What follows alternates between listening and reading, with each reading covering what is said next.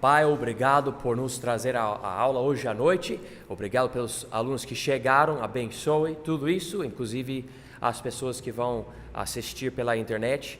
Me dê a sabedoria para poder explicar tudo da melhor forma. Por favor, Pai, abençoe esta noite e também os ensinos do Pastor Sami, em nome de Jesus. Amém.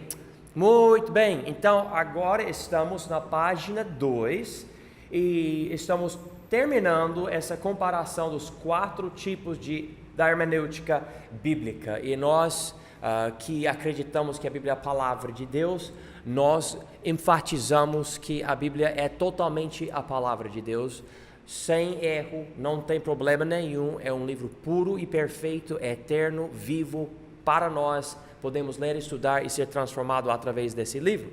E já notamos então a necessidade de interpretar a Bíblia de uma forma literal, mas também temos em existência a interpretação moral e a interpretação alegórica. Já estudamos essas 3 interpretações diferentes e hoje à noite, rapidinho, nós vamos terminar vendo a interpretação anagógica ou a interpretação mística. Essa interpretação eu entendo mais ou menos de onde veio, e a ideia é que a Bíblia, sendo a palavra de Deus, sendo importante em cada aspecto, até inclusive o número de letras em cada versículo, o número de letras em cada palavra, e no hebraico, na língua do Velho Testamento, cada letra também tem um valor numérico.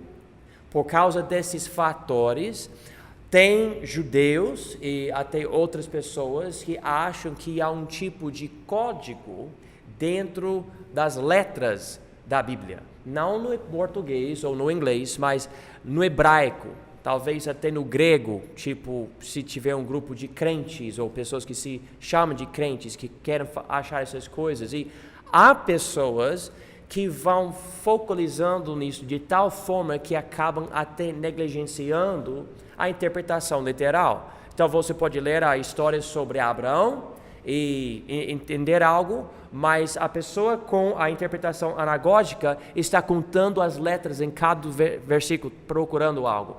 Você se lembra daquele livro uns anos atrás, faz um tempão agora, alguém publicou, que falava que você pode encontrar eventos modernos na Bíblia através do número das letras na Bíblia? Alguém lembra disso? Era o Código Bíblico, acho que o nome da Bíblia no livro, desculpa. Nome do livro, Código Bíblico, algo assim. Enfim, cientistas estavam utilizando essa mesma forma de calcular números pelas letras na Bíblia, e descobrirem que você pode achar profecias sobre pessoas modernas em qualquer livro, no dicionário, um livro da escola, pode usar livro de quadrinhos, você vai achar a mesma coisa. Então, mas havia um movimento forte de pessoas procurando esse tipo de coisa por um tempão, e eu imagino que há pessoas ainda que estejam fazendo isso. Vamos ler o que a apostila diz aqui. Diz: anagógico, místico, interpretar a Bíblia por procurar segredos escondidos nas palavras, nos números e nas letras escolhidas pelos escritores. Acredita que haja conhecimento segredo na Bíblia que precisa ser decodificado. Estes segredos são até no número de letras ou qualquer outra observação interessante do texto. Acredita que o alvo da leitura das Escrituras é encontrar estes segredos. Então, há um mistério ou algo místico dentro das letras da palavra de Deus. Os judeus adotaram algo, se eu não me engano, dos gregos, pelo menos a palavra eles usavam, e se eu não me engano no português a palavra é a gematria. Gematria é procurar significado nos valores numéricos das letras. Nós que somos crentes, acreditamos também que a Bíblia é a palavra de Deus e que até parte de cada letra é importante. Nós, ao mesmo tempo que temos essa crença, não queremos colocar tanto valor no número de letras num versículo, ou num capítulo, ou seja o que for, de tal forma que acabamos não vendo o que a passagem está dizendo literalmente. Então, é possível Deus colocar algo especial? Sim, e Ele faz coisas especiais, coisas que muitas vezes nós nem percebemos no português. Não é necessariamente algo que tem significado, mas, por exemplo, deixa eu mostrar algo para vocês que eu acho interessante. Não é número, mas é algo interessante. Vai comigo, por favor, para o livro dos Salmos, ok? E vamos para Salmo 119. Salmo 119. E há coisas interessantes que, se você se aprofundar mais na palavra de Deus, você vai notar. Coisas que têm a ver com letras, não as portuguesas, mas as letras hebraicas. Você vai notar que Salmo 119 é o único salmo dividido pelas letras do alfabeto hebraico. Tem aqui Aleph, Bet, Gimel, Dalet, He, Vav, Zayin, Het, Te, Yod, Lamet, Mem, Kaf, Lamet, Mem, Nun, Samek, Ain, Pe, Sadi, Kof, e Resh e Tav. Eu aprendi um pouco do hebraico, eu não entendo muito bem como funciona a língua faz muito tempo. Eu tenho uns recursos em casa que eu utilizo para me ajudar quando eu estudo o hebraico, em algum versículo aqui ou ali. Mas o interessante é que tem essas divisões porque quando você, por exemplo, versículos de 1 a 8, lê essa parte que é Aleph. Cada versículo começa com essa letra da língua hebraica.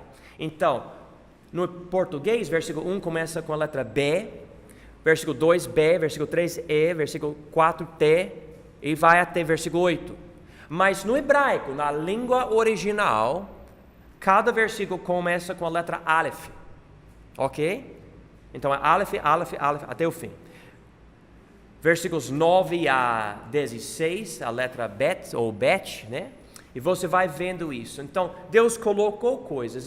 Interessantemente, se você estudar o livro de Esther, Esther é o único livro bíblico que não usa o nome de Deus. Único livro. Mas em certas transições importantes na história literal, se você observar algumas coisas nas letras hebraicas, você acaba vendo o nome de Deus dentro das palavras. Algo interessante. Mas nós podemos notar essas coisas e, ao mesmo tempo, o foco das Escrituras não é uma coisa interessante aqui ou ali. O foco é o que a história está nos contando. Então, essa interpretação eu entendo de onde veio. O problema com ela é muitas vezes coloca algo no texto que não tem no texto, ou acaba ignorando a interpretação literal. Então, essa é a quarta interpretação da Bíblia, mas nós, como eu falei, enfatizamos a interpretação literal. O que é que o texto diz segundo a gramática, segundo o contexto, segundo a história? Em vez de, vamos procurar outra coisa. Não, o que o texto está nos dizendo. Agora nós vamos chegar nos princípios, a nossa hermenêutica para interpretar bem a Bíblia. Tem 10 princípios para nos ajudar, e Deus me permitindo, eu vou estar dando exemplos para vocês, para ajudar com esses princípios. Vamos para 2 Timóteo 3, por favor. 2 Timóteo 3. E o primeiro princípio, eu tenho um título para todo o princípio, eu explico o significado, eu dou uns exemplos onde esse princípio é importante, e também eu tento dar uma aplicação do princípio com alguns mandamentos, vamos dizer, para ajudar ou regras para ajudar a nossa interpretação.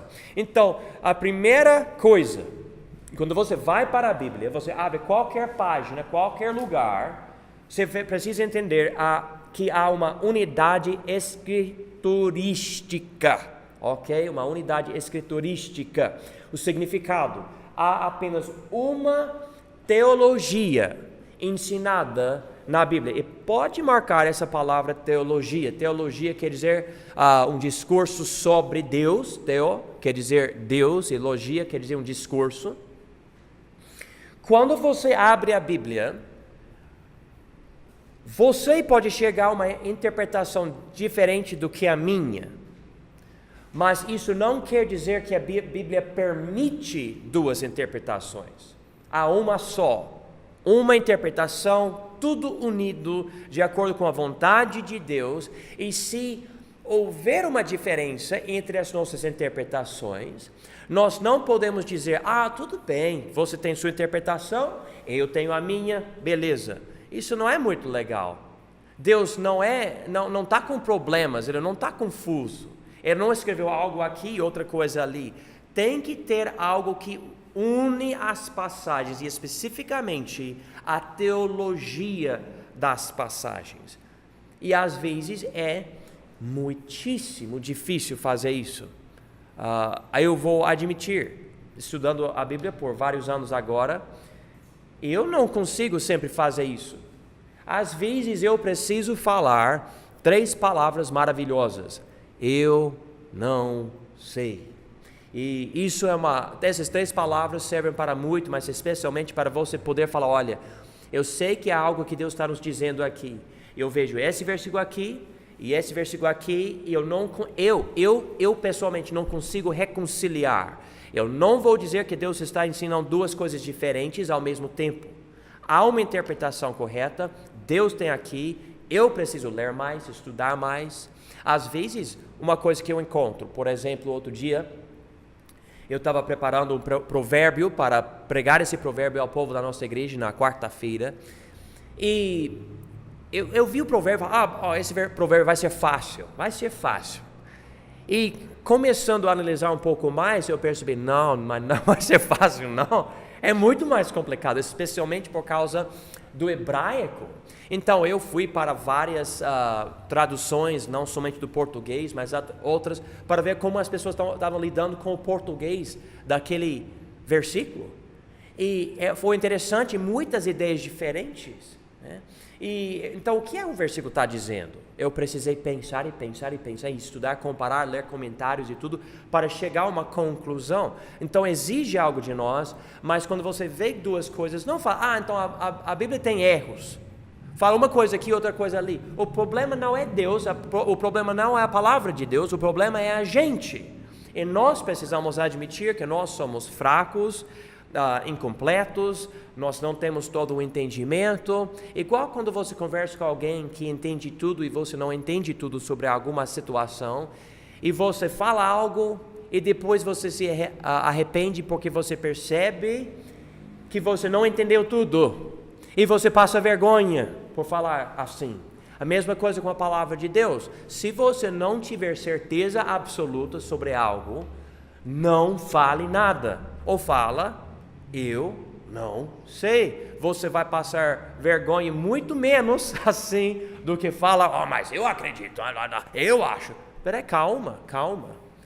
E você pode achar um versículo, a outra pessoa acha outro versículo, e você vai ter que reconciliar. Então é melhor ter mais paciência e mais cuidado. Aqui a Bíblia diz, em 2 Timóteo 3,16, toda a Escritura é divinamente inspirada e proveitosa para ensinar, para repreender, para corrigir, para instruir em justiça. Quando diz aqui que toda a Escritura é divinamente inspirada, quer dizer que toda a palavra de Deus é de Deus. É de Deus. Então, há um Deus só, Ele nos deu a palavra dele, não há confusão. A confusão que vem é da gente. Os diversos escritores dos livros bíblicos foram guiados por Deus. Vamos para 1 Pedro, capítulo 1.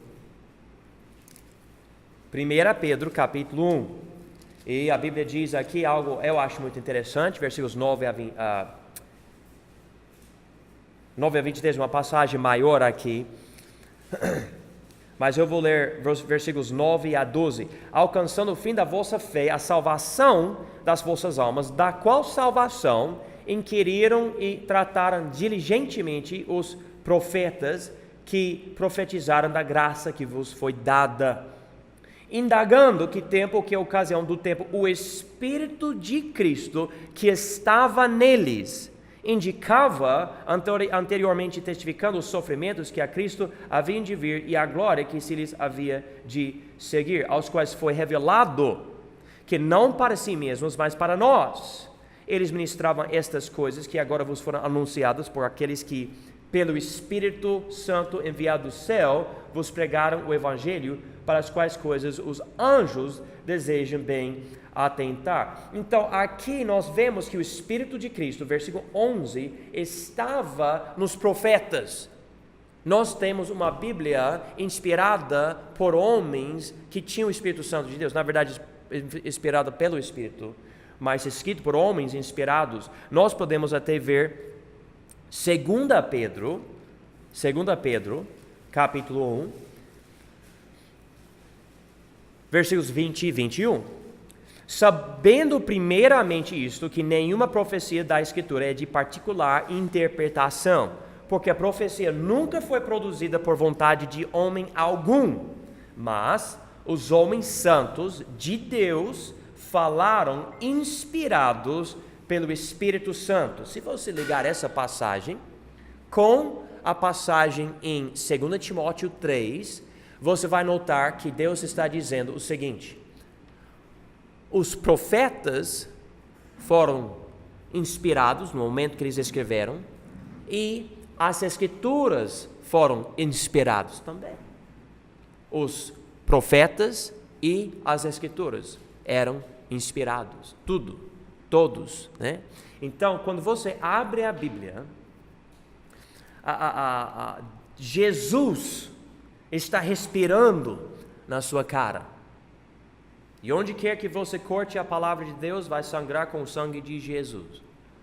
Todo esse livro sobre ele é o autor, diz ali em 1 Pedro, o Espírito de Cristo. Então nós estamos entendendo, esse livro é o livro de Deus totalmente unido. E temos então passagens que precisam desse princípio. Na verdade, há um monte. Eu tenho aqui alguns exemplos, ok? Exemplos de passagens problemáticas que necessitam deste princípio. Vamos para Marcos 13, por favor. Marcos 13. E nós agora estamos lidando com a humanidade e a divindade de Jesus Cristo. No Marcos 13, e nós vamos ver um versículo aqui. Se você acha que Jesus é um homem, levanta a mão. Você acha que Jesus é um homem? Você crê nisso? Muito bem. Se você acha que Jesus é Deus, levanta a sua mão. As mesmas pessoas, interessante. Então vocês têm problema? Não. Mas por que vocês acreditam nisso? Porque aparentemente a Bíblia ensina as duas coisas, que Jesus é homem, Jesus é Deus, 100% homem, 100% Deus. Mas se você tentar reconciliar essas coisas, vai ser bem difícil, especialmente quando você encontra alguns versículos. Por exemplo, aqui em Marcos 13, 32, falando sobre a volta de Cristo, Jesus falando, mas daquele dia e hora, ninguém sabe, nem os anjos que estão no céu, nem o Filho, senão o Pai. Então marca essas três palavras, nem o Filho, nem o Filho. Então, quem é o Filho? É Jesus, e Jesus está dizendo que nem o Filho sabe algo. Espera aí, vamos pensar um pouco. Jesus não é Deus? Ele é Deus, mas diz aqui que ele não sabe de algo. Nós podemos entender algo sobre o noivado judaico, porque tudo que Jesus está fazendo ficou representado no noivado judaico. O homem quer se casar com a mulher, mas ele precisa voltar para a casa do pai dele. Ele constrói casa e ele não pode voltar a buscar a noiva, que vai ser a esposa dele, até que o pai dele fale, você pode buscar ela. Segundo o noivado judaico, o casamento judaico. Então, ele tem que trabalhar. Jesus disse para nós em João 14, eu vou preparar-vos um lugar, certo? Então, ele está lá preparando esse lugar, esperando o mandamento do Pai dele. Então, nesse contexto, nós podemos entender muito melhor o que Jesus está dizendo aqui. Mas parece muito estranho, mas nós sabemos que Jesus é Deus, mas também que ele é homem. e alguém tenta reconciliar essas coisas, eu não consigo reconciliar tudo isso. Mas vamos para João 16, que mostra o outro lado de Jesus. João 16, versículo 30. João 16, 30. Aqui, os discípulos falam para Jesus: agora que conhecemos que sabes tudo, e pode marcar a palavra tudo, e não precisas de que alguém te interrogue, por isso cremos que saíste de Deus. Respondeu-lhes Jesus: credes agora? Jesus não fala: vocês estão errados, eu não sei de tudo. Não, ele não fala isso. Ele fala: credes agora? Mas eles falaram aqui que ele sabe tudo, tudo. Então, em uma passagem, ele fala que ele não sabe de quando ele vai voltar, e aqui ele aceita o fato que ele sabe tudo, né? E não precisa existir uma confusão. O problema vem quando um grupo de pessoas fala: então Jesus é somente homem porque ele não sabe quando ele vai voltar, ali em Marcos, e ignora João 16, 30. Outro grupo: não, Jesus é Deus, ele sabe de tudo, mas ignora o que a Bíblia diz em Marcos 16, Marcos 13, desculpa. Nós não podemos fazer isso, tudo é unido. Então nós precisamos juntar essas coisas que são difíceis. Eu não consigo reconciliar tudo, mas eu sei que de acordo com toda a Bíblia unida, Jesus é 100% Deus, 100% homem. E há um aspecto dele no qual ele entende literalmente tudo. Nada surpreende Jesus. E ao mesmo tempo, sendo homem, ele não precisa saber de tudo, porque ele é literalmente homem, tentado da forma que nós somos tentados. Lembra dele quando ele estava no jardim, ele pediu 3 vezes para não precisar ir para a cruz, lembra disso? Mas isso não é divino, isso é humano. Por quê? Porque ele é Deus e homem, ele tem as duas naturezas. E se você chegar à conclusão: eu entendo tudo isso, eu posso explicar, provavelmente o seu entendimento tem um erro, porque é algo difícil explicar até você. Vou explicar dessa maneira. Se você conseguir explicar 100% Deus, você tem um Deus muito pequeno,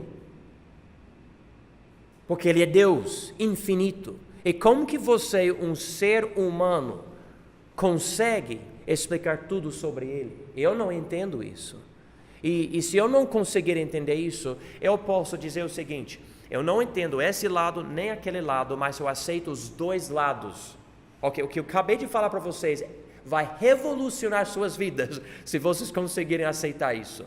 Há dois lados, eu não consigo formar uma ponte que junta os dois lados. A Bíblia não explica tudo entre essas duas coisas, mas revela as duas coisas. Eu aceito que a palavra de Deus está unida nessa coisa, mas eu não consigo explicar. Então, entre essas duas coisas não há uma ponte. Então aqui eu digo: eu não sei.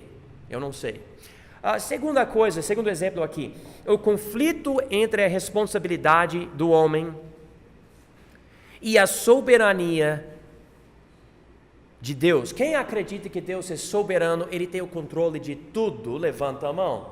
Amém? Quem acredita que o homem é responsável pelas escolhas dele, levanta a sua mão. Mas como? Como que você vai juntar essas duas coisas? Você não vai juntar essas coisas, é impossível. Impossível. Pessoas me perguntam: o senhor é calvinista? Eu digo: não. Então o senhor é arminiano? Eu digo: não. Eu não sou nem calvinista, nem arminiano. Mas tem que escolher. Não, eu não tenho que escolher. A Bíblia não usa esses termos. E na verdade revela os dois lados desse conflito de uma forma que ele não forma uma ponte. Então eu inventei na verdade não inventei, outras pessoas inventaram, mas eu adotei a palavra para a minha vida, porque é algo para ajudar as pessoas. Também essa palavra não está na Bíblia, mas eu digo que eu sou biblicista. Biblicista, o que é biblicista? Biblicista é alguém que dá tanto valor para a Bíblia que não quer explicar o que a Bíblia não explica, não quer defender um ponto de vista que a Bíblia não defende, que não quer enfatizar o que a Bíblia não enfatiza, que não quer ensinar o que a Bíblia não ensina. Então, eu digo, Deus é soberano, amém. Eu digo, o homem é responsável, amém. Mas eu não vou chegar à conclusão, Deus criou esse homem para pecar e ir para o inferno, e criou esse homem para salvar ele e levar para o céu. Porque lendo tudo que a Bíblia fala sobre a salvação, e a Bíblia fala muito sobre a soberania de Deus na salvação, mas também sobre a responsabilidade do homem, eu poderia dar uma listagem para vocês de versículos sobre a soberania de Deus na salvação, e uma listagem de versículos sobre o homem, sobre a responsabilidade, sobre como Deus quer que todo mundo seja salvo, por exemplo, em 1 Timóteo.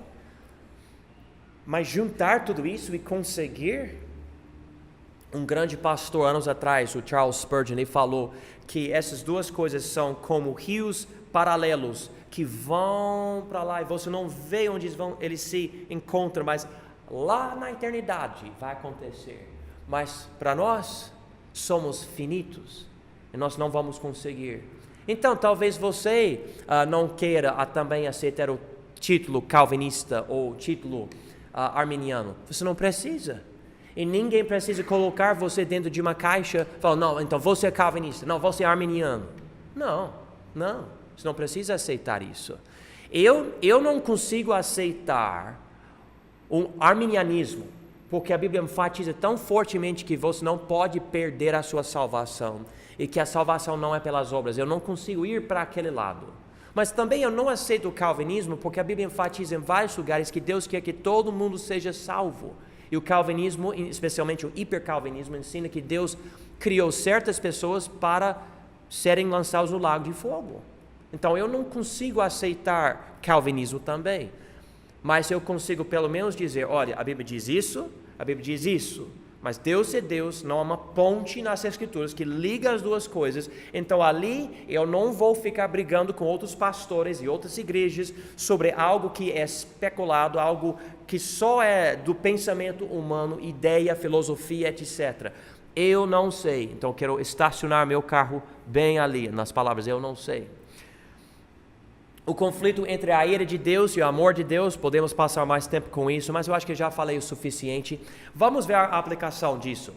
Procure determinar a mente de Deus em todos os livros bíblicos. Então, quando você vai para uma passagem, você pode fazer essa pergunta: por que Deus escreveu ou levou um homem a escrever essa passagem?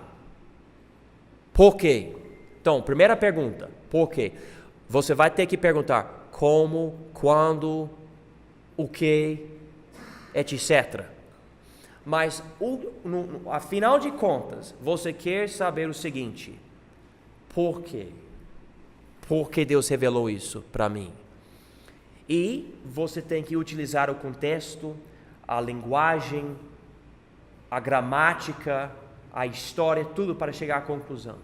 3 dicas. Dica número 1, procure a intenção divina de cada passagem. É isso que eu estou enfatizando. Procure a intenção divina de cada passagem. Número 2, segunda dica, enfatize o que Deus enfatiza. Isso é tão simples. E levou muito tempo eu entender isso. A Bíblia nunca fala que como crente você precisa defender como explicação tudo que você acredita. Porque você vai chegar à conclusão, você não consegue, ou você vai criar uma coisa que não é verdade, para reconciliar duas coisas. Então eu acho, e você prega seu achismo, mas a Bíblia não fala isso. Nunca falou isso. E quando eu analiso as brigas que já aconteceram na minha vida, entre eu e outro pregador ou outro crente, sabe onde acontece a maioria dessas brigas? Nos lugares onde a Bíblia não fala nada. E é aquela tenso, aquela briga, aquela discussão. E na verdade nem ele sabe, nem eu sei. Estamos brigando. Que coisa triste. Então, quando a Bíblia não fala ou você não sabe, fala, olha, eu não sei. Eu entendo isso e aquilo porque a Bíblia diz isso e aquilo, mas além disso eu não sei. Há pessoas que defendem certos versículos e na verdade a Bíblia explica mais, se devem ler mais. Por exemplo, a passagem que diz, aquele que perseverará, estou falando certo o português? Isso, até o fim será salvo. E muitas pessoas ensinam esse versículo para ensinar que você pode perder a salvação. Mas pergunto para a pessoa, me dê o contexto desse versículo. O contexto.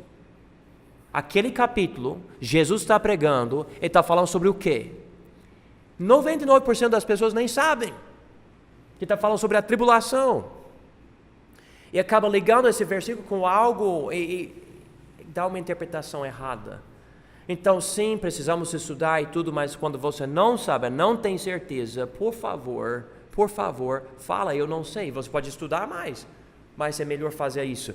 Terceira dica aqui, diga somente o que Deus diz, até usando a linguagem dele. Versículo chave aqui, veja comigo, por favor, 2 Timóteo, capítulo 1, versículo 13. 2 Timóteo 1, versículo 13, marca a palavra modelo, por favor, nesse versículo. Diz aqui, conserva o modelo das sãs palavras que de mim tens ouvido, na fé e no amor que há em Cristo Jesus. Há muitos credos ou confissões que enfatizam as crenças de uma denominação, de uma igreja, e essas coisas podem ser boas, mas se a gente adotar a linguagem bíblica no que nós falamos, por exemplo, a salvação é pela graça por meio da fé, e isso não vem de vós, e você usa a palavra de Deus, Deus amou o mundo, todo aquele que invocar o nome do Senhor será salvo. Esse é o modelo das santas palavras. Você sabe que é a palavra de Deus, tem todo o poder, tem toda a autoridade. Então, quando alguém fala para você, o que você acredita? Em vez de falar, eu acredito, blá, blá, blá, fala, olha, a Bíblia diz isso, a Bíblia diz isso, olha para essa passagem, esse versículo aqui, por quê? Porque quando você volta para a Bíblia, a pessoa vai brigar com a Bíblia ou vai aceitar a Bíblia, e não vai simplesmente ser uma briga entre as minhas palavras e as suas palavras. É o mesmo problema, talvez o que você acredita seja a verdade, mas a linguagem que você usa causa problemas. Por exemplo, eu vou falar para vocês, eu já enfatizei isso, eu acredito pela Bíblia essa verdade, uma vez salvo, salvo para sempre. Mas a Bíblia não usa essa linguagem.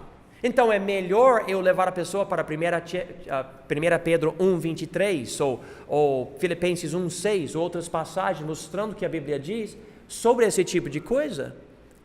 E todo o livro de Romanos, e o que Jesus diz em João 10, ou João 3,16 diz que Deus nos dá vida eterna, não vida temporária, baseado no que você faz, mas vida eterna. Então, é melhor conservar o modelo das sãs palavras. Fala a linguagem bíblica para as outras pessoas e você vai se proteger de muita discussão. E se você fala, mas pastor, eu não conheço muito bem a Bíblia, então é melhor falar, eu não sei, mas eu vou pesquisar, eu vou tentar estudar melhor, eu converso com o meu pastor, vou conversar com o irmão da igreja, ou uma irmã da igreja em quem você confia, alguém que já passou muito tempo na palavra de Deus. Então, essas são as 3 dicas. Vamos tentar estudar autointerpretação, o segundo princípio aqui, autointerpretação. Significado, a Bíblia é seu próprio intérprete. Este princípio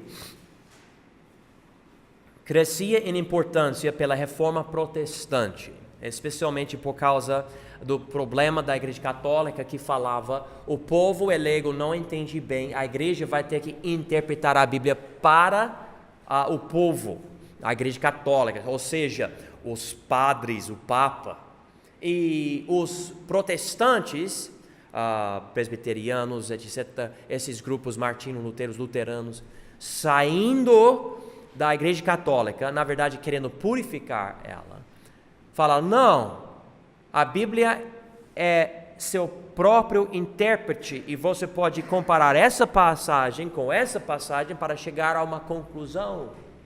E nós precisamos fazer isso sempre.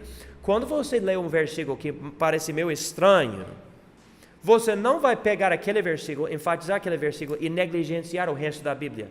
Não, você vai falar, peraí, isso parece muito estranho. Eu vou ler a Bíblia para ver o que o resto da Bíblia diz, para poder interpretar aquele versículo. Se você não fizer isso, você vai interpretar a Bíblia ignorando a Bíblia e você vai criar uma falsa doutrina. E é rápido isso acontecer. Exemplos de passagens problemáticas que necessitam deste princípio. As parábolas de Jesus. Em Mateus 13:18 tem as palavras, o campo é o mundo. O campo é o mundo. Então, você pode ler as parábolas de Jesus que falam sobre o campo. E quando você lê essas parábolas, quem já percebeu que as parábolas de Jesus às vezes são difíceis? É difícil entender, levanta a mão. É verdade, é difícil. Mas quando ele dá uma dica como essa aqui, o campo é o mundo, ele está dizendo, a coisa figurativa que é o campo, é essa coisa literal, o mundo. Quando ele dá essa dica, ele está nos dando hermenêutica. Ele está dizendo, olha aqui, presta atenção, é isso. E na hora, ok, então você volta e quando você vê a palavra campo, então ele está falando sobre isso. Ele fala que a semente é o que? Alguém se lembra que Jesus falou o que é semente nas parábolas? Alguém se lembra? A palavra de Deus. Então, o campo é o que? O mundo. A semente é o que? A palavra de Deus. Então, o semeador é alguém que está dando a palavra para o campo, para o mundo. Ele explica que tem 4 solos diferentes e você vai analisando isso e agora faz sentido. Se você deixar a Bíblia se interpretar, você vai resolver muito problema. Vamos para o livro de Apocalipse, primeiro capítulo. Quem acha o livro de Apocalipse meio estranho? Levanta a mão. Meio estranho. Quem tem medo do livro de Apocalipse? Alguém? Pessoas já me falam, pastor, mas é um livro que causa medo. Mas se você deixar o livro se interpretar, não fica tão complicado. E quando eu digo livro, eu estou falando sobre a Bíblia inteira. Você precisa da Bíblia inteira. Mas ele dá umas dicas, João dá umas dicas logo no início. Por exemplo, não vou explicar tudo aqui, não é uma aula sobre o livro de Apocalipse, mas diz aqui, revelação de Jesus Cristo. E pelo modo de ser escrito aqui, nós entendemos que o foco é quem? É Jesus Cristo. Então você vai ler sobre eventos no futuro, mas o foco é uma pessoa. Deus está revelando o Filho dele. E diz como aconteceu, a qual Deus lhe deu, para mostrar aos seus servos, nós somos os servos dele, as coisas que brevemente devem acontecer. Então ele diz que essas são coisas futuras, coisas que devem brevemente acontecer. E pelo seu anjo as enviou. Então aparentemente há um anjo envolvido aqui, um mensageiro de Deus, e as notificou a João, seu servo. Essa palavra notificou tem a ver com a ideia de ter símbolos. Ou seja, você vai ver algo estranho, como por exemplo um dragão, e você vai ler isso e fala, mas o que é isso? Mas se você prestar atenção e ficar lendo, você vai perceber que esse dragão é Satanás, e é um símbolo. Satanás não é um dragão literalmente, mas a passagem explica que ele não é. A Bíblia diz que ele é um anjo, anjo de luz que caiu, ele rebelou contra Deus. Mas então você lê essas coisas, diz aqui versículo 2, o qual testificou da palavra de Deus e do testemunho de Jesus Cristo e de tudo que tem visto. Aqui João vai entrar nessa visão, ele vai ser arrebatado, versículo 10, eu fui arrebatado no Espírito no dia do Senhor. E é raro encontrar João falando uma interpretação, ou dando uma interpretação do que ele está falando. Na verdade, ele como testemunha está simplesmente dizendo, olha, eu ouvi isso. eu vi aquilo. E ele não explica. Ele explica às vezes, mas é muito raro. Então, o livro, você está com João na visão, vendo essas coisas, e é para você interpretar através da revelação da Bíblia. E muitas vezes, no livro de Apocalipse, para interpretar corretamente esse livro, você vai para o livro de Daniel e vários outros livros. Mas a Bíblia está dizendo aqui, olha, eu consigo me interpretar. Então, para você entender Apocalipse, leia a Bíblia. Para você entender Mateus 24, leia a Bíblia. Tem que ler as outras partes para entender. Então, a Bíblia é seu próprio intérprete. A aplicação desse ponto aqui, deixa a Bíblia interpretar a própria Bíblia. Muito bem. Então, nós vamos parar aqui hoje à noite para deixar o pastor Sam me ensinar. E semana que vem, a analogia da fé. Vamos orar.